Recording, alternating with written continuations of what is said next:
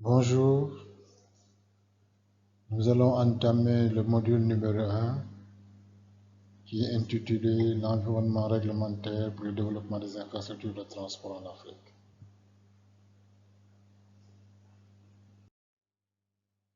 À travers ce module, nous allons un peu parler du périmètre du secteur des transports, des différentes activités du secteur des transports et des environnements réglementaires au niveau continental, régional et national.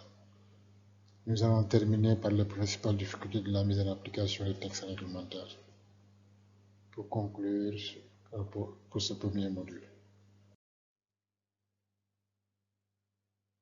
On peut définir les infrastructures comme des correspondant aux équipements de base qui fondent les sociétés contemporaines et entrent dans le cadre de politiques d'aménagement du territoire des services publics.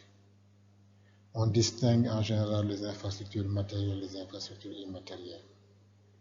En parlant d'infrastructures matérielles, on pense à tout ce qui couvre le développement des réseaux de transport, d'énergie et de communication, tandis que les infrastructures immatérielles, qu'on peut considérer comme soft infrastructure, font référence à la levée des barrières intangibles, à la circulation des biens et des capitaux, aussi des services et de la main-d'œuvre, et à la mise en place de cadres institutionnels. C'est un peu gérer l'environnement des affaires, ayant à l'esprit la bonne gouvernance, la lutte contre la corruption et l'efficacité des frontières et des transports, le nombre de documents d'export, des postes de contrôle. Et là, tout le monde aura à l'esprit les PCJ, les postes de contrôle juxtaposés. Ces différentes infrastructures jouent un rôle très important dans l'économie des pays et doivent respecter un environnement réglementaire pour le développement. Il faut que l'environnement dans lequel nous allons évoluer en matière de transport soit réglementé.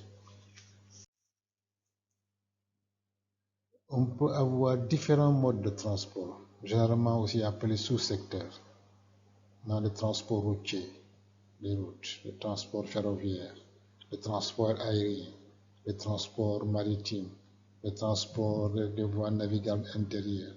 On a même les pipelines, le quasi-transport, qui sont des substituts de transport comme Internet, la vidéo ou bien les téléconférences. Il y a les systèmes exotiques, qui ne sont pas tellement sur le plan commercial, mais qui aujourd'hui commencent à faire des avancées. On les verra plus loin quand on va parler de transport durable et d'innovation. Il y a aussi les systèmes multimodaux qui regroupent beaucoup de sous-secteurs pour un même trajet allant de point A à un point B. En parlant d'activités dans le secteur des transports, on peut parler de l'élaboration des politiques de stratégie, de l'administration et de la gestion, et toute la panoplie d'activités qu'on peut avoir, depuis l'initiation jusqu'au niveau de l'exploitation et du suivi et évaluation, en passant par la construction, la supervision, le contrôle. Et plus tard, on a la maintenance des ouvrages. C'est bien de construire, c'est bien d'exploiter, mais il faut aussi avoir l'esprit la maintenance. En parlant d'activité et en parlant des génies de transport, on dit que c'est l'application de principes technologiques et scientifiques à la planification, à la conception fonctionnelle, au fonctionnement et à la gestion des installations pour tout mode ou secteur du transport, en vue de faciliter la circulation des personnes et des biens de manière sécurisée, rapide, confortable, pratique, économique et respectant l'environnement. En parlant de respect de l'environnement, on a à l'esprit le changement climatique et on a aussi à l'esprit les infrastructures résilientes. Plusieurs cadres peuvent accompagner cet aspect du transport au niveau continental, ce qu'on appelle les cadres juridiques et réglementaires. On peut avoir les déclarations ministérielles de l'Union africaine, les décisions des sommets des chefs de l'État de l'Union africaine, les déclarations, décisions des ministres et présidents des CR. Les CR, c'est la communauté économique régionale, les accords intergouvernementaux, la position africaine commune pour l'agenda de développement post-2015, les lois et codes au niveau national, et j'en passe. Toutes ces stratégies et politiques en matière de transport, élaborées par la Commission de l'Union africaine et les communautés économiques régionales, régissent le processus de planification à partir duquel les projets de transport régional sont conçus, justifiés et développés. Donc, on a un cadre initial qui est le cadre au niveau continental. Le cadre de planification stratégique au niveau continental toujours, il y a l'axe constitutif de l'Union africaine, le plan stratégique de la Commission de l'Union africaine, le plan stratégique de la NPCA, qui est l'agence pour l'agence du NEPAD pour les infrastructures, les constitutions de CR, les plateformes de collaboration extripartites, les AAC, le COMESA, SADC, qui sont des communautés régionales. Il y a le programme de travail de la CIA, il y a aussi les plans nationaux de développement. Et tous ces cadres régissent le secteur du transport dans sa globalité. Les rôles de responsabilité sont partagés entre la Commission de l'Union africaine, l'Agence du NEPAD, la CIA, la BAD, les comités économiques régionales, les organisations le long des corridors, les États membres, les partenaires au développement, le secteur privé, la société civile, et chacun a son mot à dire dans l'environnement réglementaire du secteur du transport. Au niveau continental, toujours, on a les politiques et plans et programmes. Par exemple, le programme de développement des infrastructures en Afrique, le PIDA, l'initiative principale des champions des infrastructures du NEMAD, qu'on appelle ici aussi les PC. Il y a l'accord intergouvernemental sur les réseaux de tours transafricains, le Trans-African Highway. Il y a le plan stratégique du corridor nord et le plan d'action de la sécurité routière en Afrique. Tous ces éléments constituent des cadres réglementaires. Il y a les plans directeurs de communauté régionale en matière de transport, le plan directeur consortium de transport en Afrique centrale, les réseaux routiers de l'EAC, les plans directeurs des infrastructures dans l'espace SADC. Pour la CEDEAO aussi, on a les réseaux routiers en Afrique de l'Ouest. On peut résumer tous ces cadres réglementaires dans les tableaux suivants. Donc, pour les routes, on a l'UNTACDA 1 et 2, la CITRAS, l'accord intergouvernemental sur le Trans-African Highway, le PIDA-PC, les plans directeurs des communautés régionales, les traités, accords et directives régionaux, les stratégies sur le corridor de transit. Et les principaux acteurs sont la Commission de l'Union africaine, la Commission économique de l'Afrique, la Banque africaine de développement, les communautés économiques régionales, les États membres. Et ces mêmes environnements, cadres réglementaires existent aussi pour le chemin de fer, le transport aérien. On a tous à l'esprit la décision de Yamoussoukro, qui actuellement, il y a le cadre réglementaire de Yamoussoukro, qui actuellement encore tarde à être appliqué dans sa totalité. Le transport maritime, avec la charte maritime africaine, j'ai eu la chance de participer à la son élaboration vers la fin des années 2000, quand j'étais au niveau de la Seine-Saint. Quand on prend l'exemple de l'UNTACDA 1 et 2, l'UNTACDA, c'est la décennie des Nations Unies pour le transport et les communications en Afrique. UNTACDA 1 a vécu de 78 à 88 et a permis de préparer UNTACDA qui a été lancé en 91, dont l'objectif à long terme est de mettre en place un système intégré de transport efficace en vue de promouvoir l'intégration physique de l'Afrique, faciliter le commerce et réaliser le développement économique, assurer la participation de l'Afrique dans le processus mondial et contribuer à la réduction de la pauvreté en Afrique. Où est-ce qu'on en est aujourd'hui avec UNTACDA 2? UNTACDA 2, c'est 708 projets couvrant 11 sous-secteurs et ventilés comme suit. Secteur du transport, 508 projets. Les routes, on avait pour 214. Le chemin de fer, transport ferroviaire, 89. Le transport aérien, 77. Le transport maritime, 40. Les ports maritimes, 37. Le transport multimodal, 27. Le transport fluvial, 17. Et le transport urbain, 17. Vous voyez que donc la route occupe une bonne partie des projets de l'UNTACDA 2. Le secteur de communication, on n'avait que 200 projets, dont les télécommunications, 145, les émissions radio 29 et les services postaux 26. Vous voyez bien l'importance de la route pour le continent. UNTACDA, c'est une approche ascendante de préparation et de mise en œuvre qui implique plusieurs organes. Le Comité national de coordination, le groupe de travail sous-régional et sous-sectoriel, le comité de coordination interagences, le comité de mobilisation des ressources, L'organisation responsable était la CIA, la Commission économique de l'Afrique. Et aussi, on avait la conférence des ministres. Pour sa mise en œuvre, le CNC au niveau national, les membres du groupe de travail sous-régionaux ou sous-secteurs au niveau sous-régional, le CNC, en collaboration avec les organisations régionales, a régulièrement informé la CIA sur l'état d'avancement de la mise en œuvre. Il y avait aussi un suivi de la mise en œuvre qui impliquait les membres du groupe de travail, qui devaient informer régulièrement le CIA.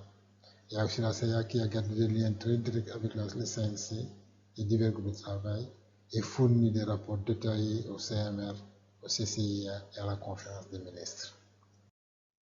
Sur les 708 projets de UNTACDA 2, 50% ont été achevés, alors que 6% seulement ont été abandonnés.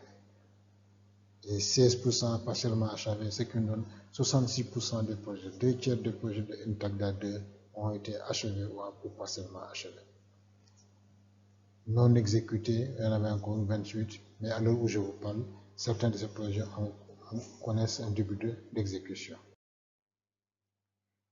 L'exemple du Trans-African Highway, qui date du début des années 70, en vue de créer des liaisons routières directes reliant les capitales du continent, contribue à l'intégration politique et économique de l'Afrique, assure les installations de transport routier entre les grandes zones de production et les zones de consommation.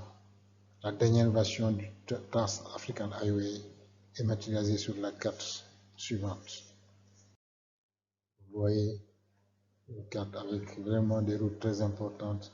Nous avons le tronçon Alger-Lagos, nous avons Tripoli, Cape Town, on a Dakar, N'Djamena, Djibouti, on a aussi la côte méditerranéenne du Caire à Dakar et d'autres axes. Vous voyez que c'est assez coordonné et le réseau est bien tracé. Reste à être réalisé.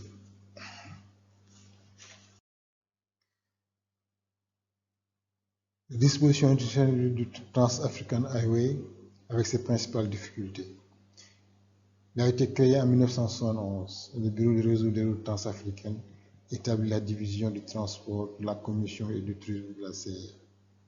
En 1980, on a mis sur pied l'autorité chargée de la route Lagos-Mombasa avec son secrétariat basé à Bangui. Les efforts déployés par la CIA à la fin des années 80 pour revitaliser le bureau du Trans-African Highway et les autorités. Plusieurs difficultés, manque d'appui des États membres, coût de fonctionnement, des tâches pas clairement définies. Et ça, malheureusement, a impacté sur ce projet très ambitieux qui fait qu'aujourd'hui, beaucoup de ces tronçons ne sont pas réalisés à 100%. L'accord intergouvernemental sur le Trans-African Highway a été initié par les ministres des Transports en 2011, approuvé par le chef d'État en 2014 à Malabo.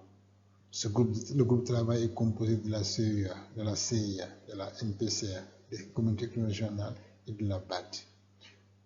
Malheureusement, l'accord n'est toujours pas en vigueur. Il faut encore 15 ratifications. Nous avons aussi l'exemple du plan d'action à court terme du NEPAD, le PACT, qui a été lancé en 2002 pour aider à la mise en œuvre des réformes de politique dans le Sahel et les États membres et faciliter et appuyer la mise en œuvre de projets infrastructures régionaux à court terme. Là aussi, le pacte concerne 120 projets dans 4 secteurs qui sont l'énergie, l'éthique, les transports, la gestion des ressources hydrauliques transfrontalières. Projets dans la subclasse en 4 types, avec la facilitation, le renforcement des capacités, l'investissement, les études. À ce jour, le rôle du NEPAD qui est de mobiliser la volonté et les actions politiques pour mettre en œuvre les réformes stratégiques et institutionnelles en harmonisant les systèmes réglementaires et ratifiant les accords. Le NEPAD devait faciliter la mobilisation des ressources pour des projets régionaux et faciliter le partage de connaissances, le réseautage et la réalisation de bonnes pratiques entre pays, communautés régionales et agences techniques. La troisième revue du pacte a conclu que la mise en œuvre du programme à partir du manque de cadres pour le suivi régulier des faibles capacités et des rôles nébuleux de différentes entités. Il a été recommandé que le NEPAD et la BAD apportent une assistance à court terme dans le renforcement des capacités institutionnelles en vue d'accélérer les projets PAD, recourir aux services de consultants conseillers en gestion de projets pour aider les agences de mise en œuvre à parachever les projets. Il y a aussi l'exemple du PIDA, qui est dont la mise en œuvre repose sur une action coordonnée de tous les acteurs à tous les niveaux du processus de développement de l'Afrique. La Commission de l'Union africaine, l'agence du NEPAD au niveau continental, les communautés économiques régionales au niveau régional et des pays individuels au niveau national. Le processus repose sur l'IAIDA, la stratégie de mise en œuvre du PIDA. C'est l'infrastructure architecturale pour le développement des infrastructures en Afrique. Les organes continentaux tels que la CIA, l'agence du NEPAD, qui devait assurer un suivi et un plaidoyer pour le processus de mise en œuvre au niveau continental du PIDA. Toujours au niveau continental, on avait aussi les CR, qui étaient les éléments centraux de la planification et du suivi des projets, qui devaient suivre l'état d'avancement de projets et effectuer l'harmonisation et la mise en œuvre de mesures soft à travers le pays, qui devaient informer les organes continentaux chargés d'informer de décider les chefs d'État du gouvernement sur l'état d'avancement général, qui élaborent les plans directeurs et identifient des infrastructures régionales d'intégration de concert avec les États membres. Il y a aussi l'agence de coordination du NEPAD, le NPCA, qui doit mettre à jour le PIDA en collaboration avec le CR et les institutions spécialisées, qui effectue un exercice de planification périodique au moins tous les 5 ans et qui dégage des perspectives révisées pour l'avenir pour le plan d'action prioritaire du PIDA, le PAP. Et aussi en finition avec les États membres, qui doivent piloter leurs propres projets, mettre en œuvre des projets sur le terrain, créer des entités ad hoc pour chaque projet et mobilise les ressources et renforcement des capacités pour la préparation, la mise en œuvre, l'exploitation et la maintenance des projets. Au niveau des États membres, il y a les chefs d'État du gouvernement qui apportent le leadership politique et fixent l'agenda. Il y a aussi les PC, pour les champions. Il y a les institutions financières comme la BAD qui apportent le leadership financier de concert avec les gouvernements des pays. Donc vous voyez bien que, au point de vue continental, on a tout un environnement réglementaire pour le développement des infrastructures. Et au niveau régional, le plan d'étude des infrastructures de transport en Afrique centrale, par exemple, qui a été créé en 1988, qui faisant de certains tronçons de routes nationales des routes communautaires. En 2000, la réglementation de la CEMAC définit un réseau routier prioritaire et d'intégration pour la sous-région. En 2004, l'adoption du plan d'étude consensuel du transport en Afrique centrale qui devient le cadre de référence pour le développement des infrastructures de transport en Afrique centrale. Il y a aussi le mécanisme de mise en œuvre du plan directeur, les comités de pilotage, le comité de suivi opérationnel, le comité de suivi ministériel, la conférence des ministres d'Afrique centrale, les sommets des chefs de l'État, pour vous dire un peu de l'environnement réglementaire, aussi bien au niveau continental que régional. Par exemple, aujourd'hui pour l'Afrique centrale, est bien défini et clairement mis en place. Le projet de construction de l'Abidjan-Lagos, dont le traité a été créé en 2014 pour la mise en place du corridor Abidjan-Lagos signé par les chefs de l'État, Côte d'Ivoire, Ghana, Togo, Bénin, Nigeria.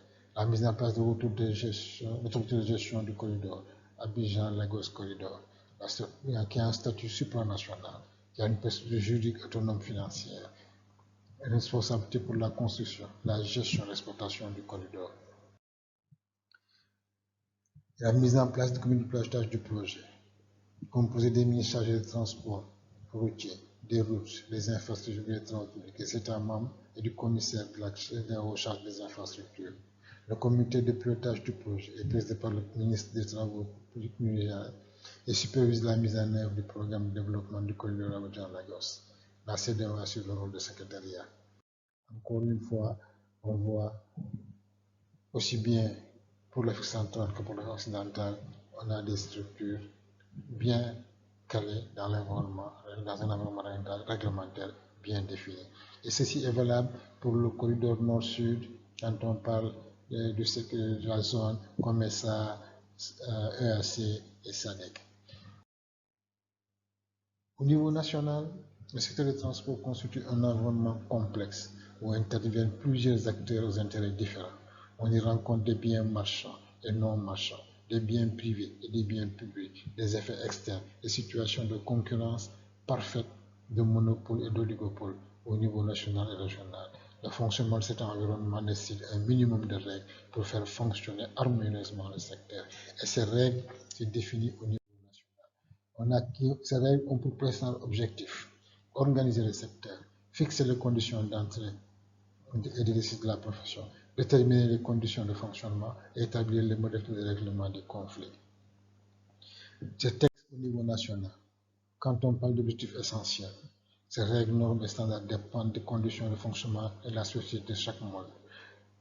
Je vais m'attarder un peu sur les normes et standards, parce qu'en parlant d'infrastructures résilientes, c'est vrai qu'on va toucher sur beaucoup de normes et de standards pour respecter aujourd'hui tous les aspects liés au changement climatique. Et ces codes sont édités tels que le code de l'aviation, le code de la mer et des eaux intérieures, le code de la route et le code de la voirie. Pour le code de la voirie, malheureusement, la plupart de nos pays ne se sont pas dotés de code de voirie. Règlements ferroviaires, des protocoles et conventions sont adoptés. Toujours un objectif essentiel. Le niveau de détail de ces lois et règlements est influencé par l'activité de transport elle-même et la nature du texte également. Ceci porte également aussi bien sur les infrastructures que les services qui y sont délivrés. Ces mesures s'inscrivent généralement dans la durée. Les organes qui participent peuvent être distingués en 5 groupes. Ceux qui proposent, ceux qui adoptent, ceux qui appliquent, ceux qui y veillent et ceux qui règlent les conflits. Ceux qui proposent sont les organes publics chargés de la gestion du secteur et les opérateurs du secteur. Ceux qui adoptent, en fonction de la nature du texte, ceux de portée générale sont adoptés par une entité publique, l'exécutif ou le législatif, et ceux de portée intraprofessionnelle sont adoptés par les acteurs eux-mêmes. Ceux qui appliquent, essentiellement, ce sont les opérateurs, les professionnels. Ceux qui y veillent, on distingue les organisations publiques faisant office de police et les groupements professionnels. Et ceux qui règlent les conflits, c'est les organes d'arbitrage essentiellement publics, les groupements professionnels n'étant habilités que pour leur propre texte. En parlant du secteur routier, on a le Code national ou régional de la route et le principal texte réglementant la circulation. Il y a le Code de la voirie. Les textes à caractère national ou régional déterminent les conditions d'entrée et d'exercice des professions. Transporteurs, loueurs de véhicules, auto-écoles et sous d'exploitation des routes. Règlement 14 de l'UEMOA, la fameuse directive 14 de l'UEMOA, qui fait couler beaucoup d'eau sous le pont. Initié dans les années 2000, jusqu'à ce jour, on parle encore de mise en application totale de ce règlement 14 de l'UEMOA, qui cause beaucoup de dégâts aux économies de l'Afrique occidentale. Des textes sur la sécurité routière, contrôle technique des véhicules, des normes standards pour la construction routière, les équipements et la signalisation. Je vous parlais des normes standards tantôt pour la construction routière. Et ces normes et ces standards seront revus pour pouvoir avoir des infrastructures résilientes au changement climatique. Les standards des véhicules à importer. Aujourd'hui, force est de reconnaître que la plupart des véhicules sont automatisés. Ce qui fait que les mécaniciens, les artisans mécaniciens qui faisaient des réparations sur les véhicules avec des boîtes à vitesse manuelles sont aujourd'hui confrontés à un nivellement de compétences pour pouvoir avoir accès à réparer correctement ces véhicules qui ont aujourd'hui des boîtes à vitesse automatiques. Il y a aussi les textes à caractère économique, les tarifs, les textes à caractère social, les temps de travail. Les textes nationaux sont parfois influencés par des textes supranationaux pour faciliter la circulation inter-États. Tel est le cas du Code de la route, qui est un code plus ou moins international, que tout le monde respecte pratiquement de la même manière. Le sous-secteur ferroviaire, fortement influencé par les producteurs d'équipements, sans compter l'héritage colonial sur les infrastructures et le matériel. Des efforts louables sont déployés par les États et les organismes d'intégration pour mieux encadrer le sous-secteur, les standards techniques de la voie, les équipements et les normes d'exploitation, les règlements commerciaux et du travail. Force est de reconnaître aujourd'hui que le secteur ferroviaire vit pratiquement ces dernières heures dans beaucoup de pays. Si je prends le cas du Sénégal, tout ce qui était vers le nord, entre Dakar, Tivaouane, Douga et Saint-Louis, est devenu une ligne morte. Par exemple, à Saint-Louis, l'emprise même du chemin de fer, là où passaient les trains, les rails, est devenue aujourd'hui un lotissement occupé par plusieurs populations locales. Le secteur maritime des eaux intérieures et des eaux intérieures est dominé par les opérateurs étrangers pour le maritime, avec un impact sérieux sur la maîtrise du secteur. Pour l'essentiel, la législation réglementaire ne se limite qu'à l'interface portuaire. Il y a aussi les eaux intérieures, lacs et rivières qui sont très faiblement réglementés.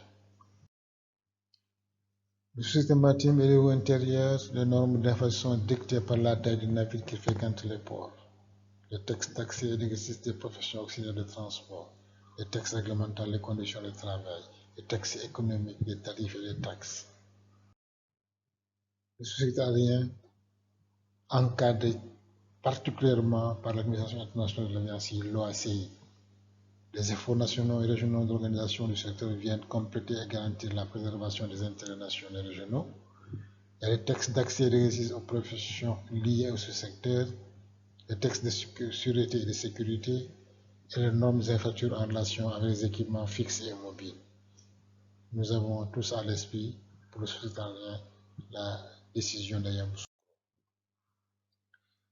À ce jour, au niveau national, on doit entreprendre des actions pour poursuivre les efforts de conformité aux meilleurs standards, parfois dictés par les caractères internationaux de l'activité. On doit assurer un suivi et évaluation du fonctionnement du secteur. On doit effectuer des échanges de bonnes pratiques pour que la continuité de la formation et de l'information des différents acteurs. En parlant des difficultés de la mise en œuvre des textes réglementaires, c'est l'application intégrale et concomitante des textes réglementaires qui reste un défi important pour l'Afrique. Les principales difficultés de la non-application des textes est une absence remarquée d'une forte volonté politique. Le succès de l'application intégrale des textes est inhibé par une lenteur dans le processus de la rectification au niveau des États. En conclusion, le secteur des transports sera davantage contributif à l'économie nationale ou régionale si les efforts engagés permettent d'améliorer l'efficacité du secteur, d'assurer une meilleure participation du secteur privé et une juste présence du secteur public. En conclusion générale, nous dirons qu'un réseau routier continental de qualité repose sur une bonne planification au niveau de l'UA, une bonne appropriation au niveau des CR et une forte volonté politique d'intégration au niveau des États. Je vous remercie de votre attention.